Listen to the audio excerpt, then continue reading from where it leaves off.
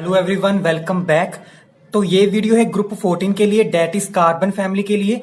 हमारी previous video थी group 13 के लिए, डेट इज बोरोन फैमिली के लिए। अगर आपने वो वीडियो नहीं देखी है तो इस वीडियो के डिस्क्रिप्शन बॉक्स में लिंक होगा, आप वहां से देख सकते हैं, या फिर आई टैब पर क्लिक करके वहां से आप देख सकते हैं। तो चलिए स्टार्ट करते हैं ग्रुप 14 के लिए। हमारा फर्स्ट क्वेश्चन है SiF62 negative is non, that is ये जो हमारे पास कम्प्लेक्स है ये एग्जिस्ट करता है, ठीक है। और ये जो हमारे पास नेक्स्ट है, इसके साथ कार्बन है, 6 फ्लोरीन है, 2 नेगेटिव, ये वाला जो कम्प्लेक्स है ये एग्जिस्ट नहीं करता, हमें पता नहीं है। तो इसका रीजन हमने कैसे देना 2 से 3 सेकंड में। तो सबसे पहले जो एग्जिस्ट करता है उसके बारे में हम बताते हैं। तो सबसे पहले उसको लिखा SiF62 नेगेटिव, ठीक है। यहां पे क्या, अगर हम इन दोनों कम्प्लेक्सेस की बात करें, यहां पे क्या है, 6 फ्लोरीन है विद 2 नेगेटिव, 6 फ्लोरीन है 2 नेगेटिव। क्या डिफरेंस है सिलिकॉन और कार्बन का, ठीक है। तो डिफरेंट चीज ही हमने टारगेट करके और आंसर निकालना होता है। तो यहां पे हमारे पास सिलिकॉन का कम्प्लेक्स SiF62 नेगेटिव ये एग्जिस्ट करता है। तो इसका रीजन क्या है, सबसे पहले यहां पे सिलिकॉन उठाया। सिलिकॉन एटम क्या है, लार्ज साइज्ड एटम, ये लार्ज साइज एटम है, ठीक है। कार्बन हमारे पास स्मॉल एटम होता है ना, तो ये क्या है, लार्ज है। तो ये सिलिकॉन क्या है, लार्ज साइज्ड एटम है। हमें पता है कि जो एटम लार्ज साइज में होता है उनमें क्या होता है, therefore available of D orbitals, vacant D orbitals, available of vacant D orbitals. तो इसमें इस सिलिकॉन एटम में क्या है, खाली डी ऑर्बिटल्स हैं। और जिसमें खाली डी ऑर्बिटल्स होते हैं, that is vacant D orbital होते हैं, वो क्या कर सकता है, therefore it extend its octet. तो ये अपना ऑक्टेट एक्सटेंड कर सकता है। Therefore show 6 covalency. तो ये अपनी कोवेलेंसी, इसकी कोवेलेंसी क्या है, 4 है, ठीक है। बट ये अपनी एक्सटेंड कर सकता है ऑक्टेट को। तो यहां पे 4 की जगह क्या आ सकता है, 6। मतलब 4 पहले क्या है, सिलिकॉन 4 एटम्स को बॉन्ड, 4 एटम के साथ बॉन्ड बना रहा था। बट यहां पे क्या है, डी ऑर्बिटल्स होने की वजह से क्या है, एक्सटेंड कर रहा है अपना ऑक्टेट को। और इसलिए इस वजह से क्या है, 4 चेंजेस टू 6। मतलब सिलिकॉन क्या है, अब 6 फ्लोरीन को या कोई भी अदर 6 एटम्स को के साथ बॉन्ड बना सकता है। तो यहां पे कोवेलेंसी कितनी होगी, 6। Therefore SiF62 negative exist and stable. ये इसका आंसर था इस क्वेश्चन का। अगर हम बात करें इसकी, तो जहां पे सिलिकॉन है वहां पे क्या डालना हमने, कार्बन, ठीक है। यहाँ पे कार्बन हो जाएगा, यहाँ पे कार्बन हो जाएगा। कार्बन क्या है, स्मॉल साइज एटम, लार्ज की जगह स्मॉल आ जाएगा, ठीक है। स्मॉल साइज एटम में क्या होता है, वैकेंट डी ऑर्बिटल नहीं होते, तो यहाँ पे क्या आ जाएगा, unavailable of vacant D orbitals. तो अगर ये ऑर्बिटल्स नहीं है तो क्या आ जाएगा, it can't extend its octet. अगर ऑक्टेट एक्सटेंड नहीं कर पा रहा है तो कोवेलेंसी कितनी रहेगी फिर इसकी, 4। Therefore show 4 covalency, therefore CF62 negative not exist and unstable. ये था इसके लिए आंसर। आप इस तरह से रिप्रेजेंट करोगे आंसर को किसी भी क्वेश्चन में, तो आप जल्दी उसको याद भी कर सकते हो और 2 से 3 सेकंड में अटेम्प्ट भी कर सकते हो और याद भी कर सकते हो उसको। नाउ नेक्स्ट क्वेश्चन है हमारे पास कि हमारे पास जो ये वाला कंपाउंड है ये फॉर्म कर सकता है ये वाला कम्प्लेक्स, ठीक है। बट जो कार्बन टेट्राक्लोराइड है हमारे पास वो ये फॉर्म नहीं कर सकता। जैसे हमने फर्स्ट क्वेश्चन अभी किया है, सिलिकॉन और कार्बन के बीच में ये वाला क्वेश्चन किया था अभी हमने, कि ये जो हमारे पास था ये एग्जिस्ट कर रहा था, ये नहीं एग्जिस्ट कर रहा था। तो हमने रीजन दिया था कि यहाँ पे क्या है, वैकेंट डी ऑर्बिटल की वजह से ही क्या बन रहा था, हमारे पास ये वाला कंपाउंड कम्प्लेक्स बन रहा था। तो अगर आपको कोई भी दो हमारे पास, अगर आपको कोई भी 2 मॉलिक्यूल दे रखे हैं, उनमें थोड़ा सा कंपैरिजन दिया हुआ कि ये फॉर्म कर सकता है ये नहीं कर सकता, तो आपने सेंट्रल एटम को देखना है। यहाँ पे सेंट्रल एटम था सिलिकॉन, यहाँ पे था कार्बन। जिस मतलब कहने का मतलब ये है कि हमने सिर्फ डिफरेंट चीज ही देखनी है। यहाँ पे डिफरेंट चीज थी, सिलिकॉन और कार्बन, ये था सेम हमारे पास। तो अगर हम इसकी बात करेंगे, यहाँ पे भी और यहाँ पे क्या है, Cl4 है, यहाँ पे भी Cl4 है। क्या डिफरेंट चीज है सिलिकॉन और कार्बन में, ठीक है। मतलब अगर ये वाला क्वेश्चन भी आता तो आपने क्या लिखना हमेशा, रीजन कि सिलिकॉन है, सिलिकॉन लार्ज साइज है और वैकेंट डी ऑर्बिटल होगा, एक्सटेंड कर सकता है अपने ऑक्टेट को, इसी वजह से क्या ये फॉर्म कर सकता है, ठीक है, तो ऐसे रिप्रेजेंट, ऐसे ही आपने याद करना है। तो इसको भी हम ऐसे ही रिप्रेजेंट करते हैं। सबसे पहले जो फॉर्म कर सकता है, जो एग्जिस्ट कर सकता है, उसको हम देखते हैं ये एग्जिस्ट, ये बना सकता है ये चीज। ठीक है, तो हम इसकी बात करते हैं, सिलिकॉन टेट्राक्लोराइड। तो यहां पे सिलिकॉन उठाया, सिलिकॉन क्या हमारे पास, large sized atom, large sized atom, therefore same reason, first वाले का ही लिखना, therefore available of vacant D orbitals. अगर वैकेंट डी ऑर्बिटल्स अवेलेबल है, फिर क्या आता है हमारे पास, therefore it can extend its octet, octet extend कर सकता है, therefore can combine with Cl negative ions. तो सिलिकॉन के पास क्या है, वैकेंट डी ऑर्बिटल्स हैं, अपना ऑक्टेट एक्सटेंड कर सकता है। इसी वजह से क्या है कि Cl नेगेटिव आइंस के साथ ये कंबाइन हो सकता है। अगर कंबाइन होगा तो क्या बनेगा हमारे पास, अगर SiCl4 कंबाइन होता है Cl नेगेटिव आइन के साथ, तो क्या हमारे पास बनेगा, ये वाला complex, therefore SiCl6 exist and stable. यहां पे आएगा 2 नेगेटिव, तो ये वाला कॉम्प्लेक्स क्या है, एग्जिस्ट करेगा और ये स्टेबल भी होगा। क्वेश्चन हमारे पास, ये जो स्पीसीज है ये बेसिक है, ये स्पीसीज बेसिक नहीं है। तो अगर हम बात करें बेसिक की, तो कोई स्पीसीज बेसिक तब होती है जब वो इलेक्ट्रॉन पेयर डोनेट करे। यहां पे क्या, नाइट्रोजन के ऊपर क्या है, electron pair, that is lone pair. अगर ये अपना लोन पेयर डोनेट करेगा किसी भी इलेक्ट्रॉन विड्रॉइंग ग्रुप को, दैट इज इलेक्ट्रोफाइल को, तो ये क्या होगा, बेसिक होगा। ठीक है, यहां पे भी लोन पेयर है, बट ये क्या है, अपनी लोन पेयर नहीं देता, ये इसी वजह से क्या है, बेसिक नहीं है। तो यहां पे क्या है, इस क्वेश्चन को एक्सप्लेन करने के लिए मैंने अभी बताया, डिफरेंट चीज को उठाना है, उसको टारगेट करना और एक्सप्लेन करना आंसर को। तो यहां पे सब कुछ सेम है, बट क्या डिफरेंट है चीज है, यहाँ पे हाइड्रोजन है और यहाँ पे क्या है, फ्लोरीन है। ठीक है, इन दोनों एटम्स का यूज करके हमने बताना कि ये बेसिक क्यों है और ये बेसिक क्यों नहीं है। तो अगर हम बात करें इसकी, तो ये बेसिक क्यों, सबसे पहले इसको बताते हैं, CH3 होल थ्राइस N, ऊपर लोन पेयर। ओके, यहां पे बात करनी है क्या चीज है, कार्बन किसके साथ अटैच्ड है, हाइड्रोजन के साथ। तो therefore bonding between C and H atom. ठीक है, कार्बन और हाइड्रोजन के बीच में क्या है, बॉन्डिंग है। ओके, और यहां पे क्या है, मैंने अभी बताया डिफरेंट चीज उठानी है। यहां पे क्या है, H था, यहां पे F था, H को हमने एक्सप्लेन करना है। Therefore H is not an electronegative atom. ठीक है, ये इलेक्ट्रोनेगेटिव एटम नहीं है। ठीक है, लेस इलेक्ट्रोनेगेटिव एटम होता है ना ये हाइड्रोजन, अगर ये लेस इलेक्ट्रोनेगेटिव एटम है, दैट इज, तो यहां पे क्या होगा, therefore can't attract electron pair. ठीक है, therefore can't attract electron, simple electron. ठीक है, therefore can't attract electrons towards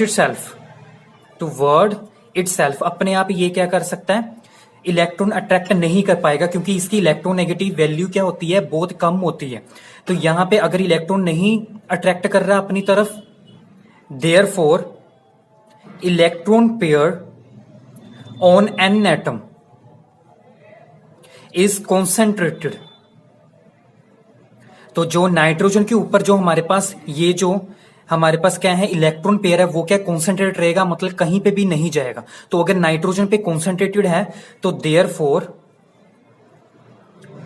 available for donation, तो डोनेशन के लिए अवेलेबल है 2 इलेक्ट्रॉन्स। देयरफॉर अगर अवेलेबल हैं तो अवेलेबल कर सकता है, तो therefore act as a electron pair donor. और इसको हम क्या कह सकते हैं, इलेक्ट्रॉन पेयर डोनर को, दैट इज लुईस बेस या सिंपल बेस। ठीक है, therefore act as a base. तो यहाँ पे अगर हम इसकी बात करें F वाले की, तो ये बेसिक क्यों नहीं है, तो यहाँ पे भी सारा कुछ सेम लिखना है। यहाँ पे लिखना है bonding between C and F atom, और F यहाँ पे F आ जाएगा, F इज नॉट, यहाँ पे नॉट है, so therefore F is an most electronegative atom. अगर इलेक्ट्रोनेगेटिव एटम है तो देयरफॉर क्या कर सकता है, can attract electron towards itself. तो अगर इलेक्ट्रॉन अट्रैक्ट करेगा तो क्या करेगा, फिर जो हमारे पास नाइट्रोजन एटम के पास जो इलेक्ट्रॉन डेंसिटी होगी या सिंपल इलेक्ट्रॉन पेयर होगा, वो क्या हो जाएगा, खत्म हो जाएगा, डिक्रीज हो जाएगा। तो उससे क्या हो जाएगा, डोनेशन के लिए अवेलेबिलिटी नहीं रहेगी, अवेलेबल नहीं होगी डोनेशन के लिए, तो therefore not act as a electron pair donor, तो वो क्या होगा, लुईस एसिड होगा। नेक्स्ट क्वेश्चन है, silicon F62 negative is stable then silicon Cl62 negative and why. मतलब ये दोनों हमने अभी कम्प्लेक्स पढ़े हैं, ये एग्जिस्ट करते हैं, ठीक है, क्योंकि सिलिकॉन में वैकेंट डी ऑर्बिटल थे, ये क्या कर सकता था, कंबाइन कर सकता था और ये कम्प्लेक्स बनाता था। अब यहाँ पे क्वेश्चन ये है कि ये दोनों कम्प्लेक्स एग्जिस्ट करते हैं, बट दोनों में से कौन ज्यादा स्टेबल है, ठीक है। यहाँ पे क्वेश्चन में ही बताया हुआ कि ये वाला स्टेबल है इससे, और क्यों है, हमने ये अभी रीजन देना है। तो सबसे पहले क्या है, मैंने बताया कि डिफरेंट चीज देखनी है, उसको टारगेट करना है, और हमने क्या है, उसको टारगेट करके क्या आंसर निकालना है। तो यहाँ पे जो हमारे पास डिफरेंट चीज है वो क्या है, F और Cl, क्योंकि ये दोनों हमारे पास क्या है, सेम है, और 2 नेगेटिव चार्ज भी सेम है। तो यहाँ पे जो स्टेबल है उसकी बात करते हैं हम। सबसे पहले इसको लिखा हमने, जो स्टेबल है उसको टारगेट करके हम आंसर निकालते हैं। अगर ये वाला हमें आंसर मिल गया तो दूसरे का भी ऑपोजिट करके आंसर मिल जाएगा। तो यहाँ पे लिखा मैंने, अब यहाँ पे डिफरेंट चीज मैंने बताई है, उसको टारगेट करना है। यहाँ पे क्या F है और Cl, तो हमने क्या करना है, F को टारगेट करना है। तो F लिखा हमने, F क्या है, यहां से F आ गया, F क्या है, स्मॉल साइज्ड एटम। तो ये स्मॉल साइज्ड एटम है हमारे पास, ठीक है। स्मॉल साइज्ड एटम की होने वजह से क्या होगा, देयरफॉर यहां से आ गया हमारे पास one silicon atom can hold 6 small F atoms. Okay, ये क्या है, लार्ज साइज है ना, ये large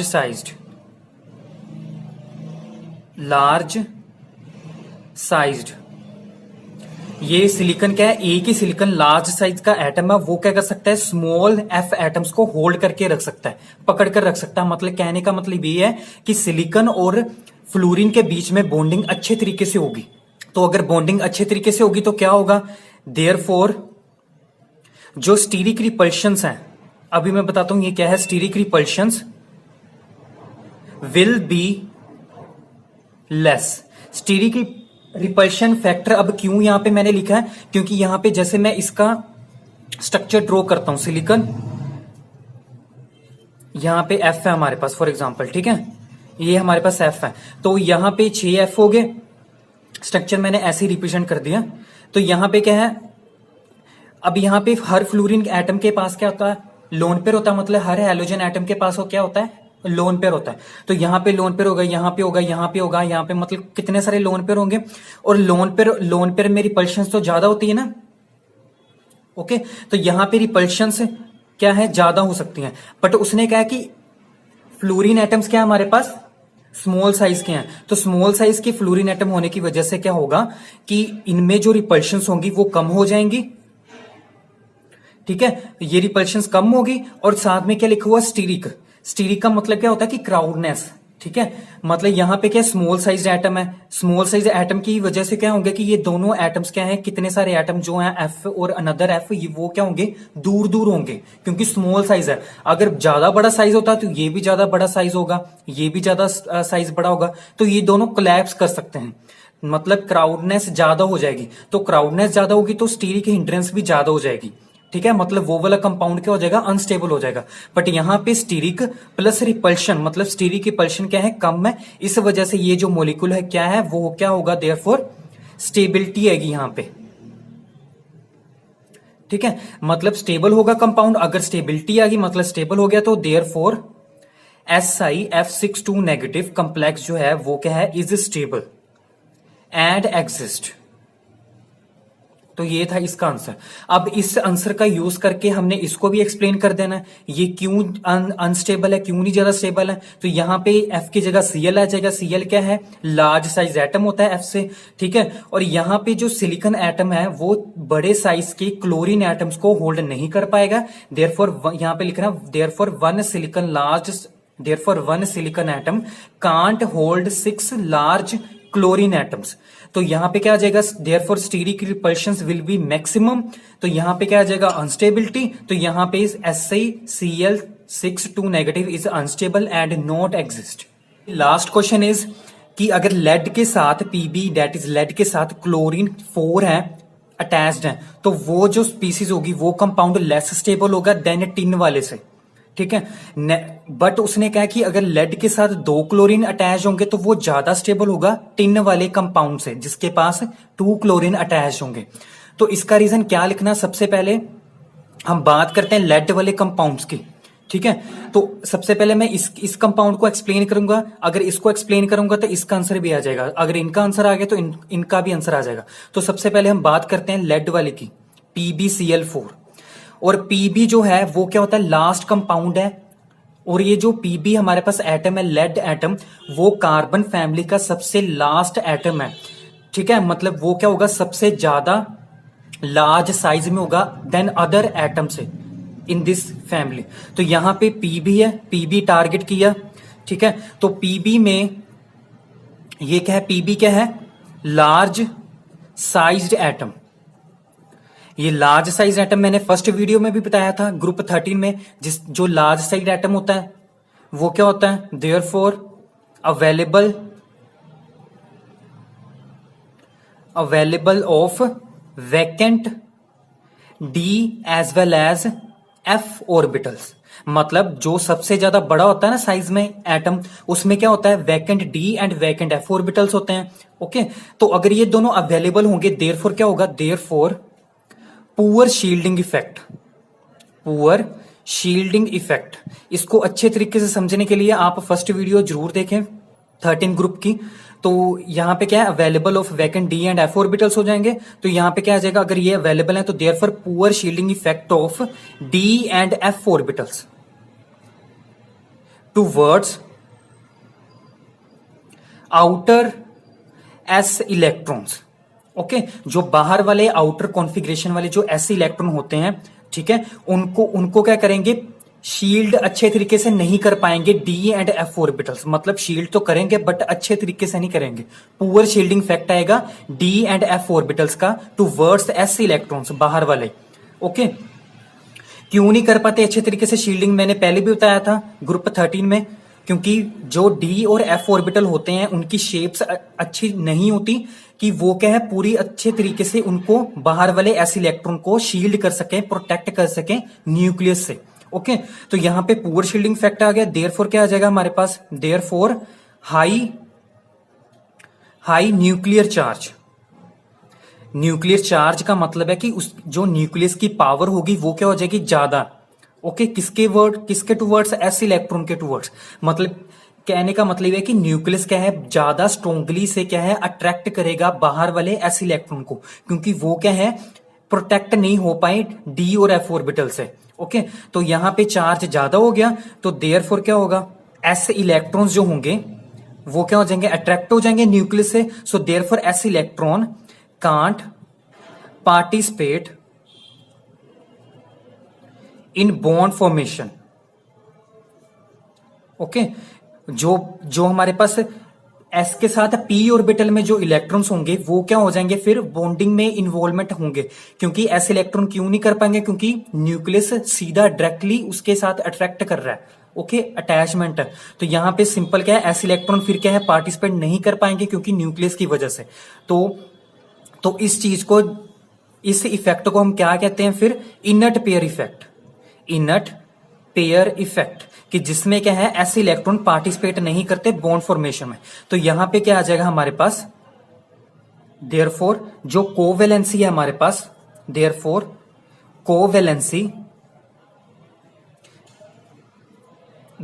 to covalency will be favoured,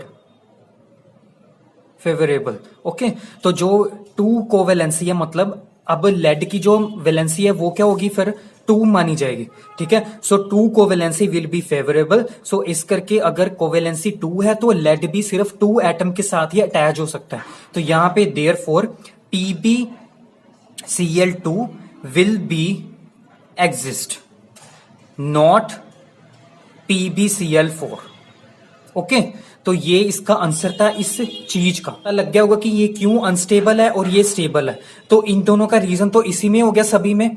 तो अगर हमने इसकी बात करनी है तो क्या होगा, टिन वाला कंपाउंड उठाते हैं, तो टिन में क्या है, स्मॉल साइज एटम होगा। स्मॉल साइज एटम होगा तो क्या होगा, उसमें f ऑर्बिटल तो नहीं होंगे, d होंगे। ओके, वैकेंट वाले, तो उसमें क्या है, पुअर शील्डिंग इफेक्ट इतना आएगा नहीं।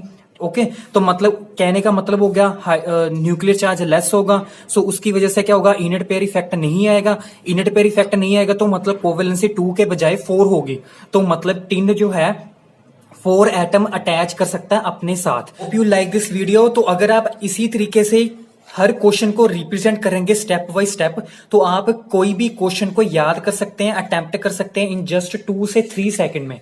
Please do subscribe, like, share and comment, and thank you for watching.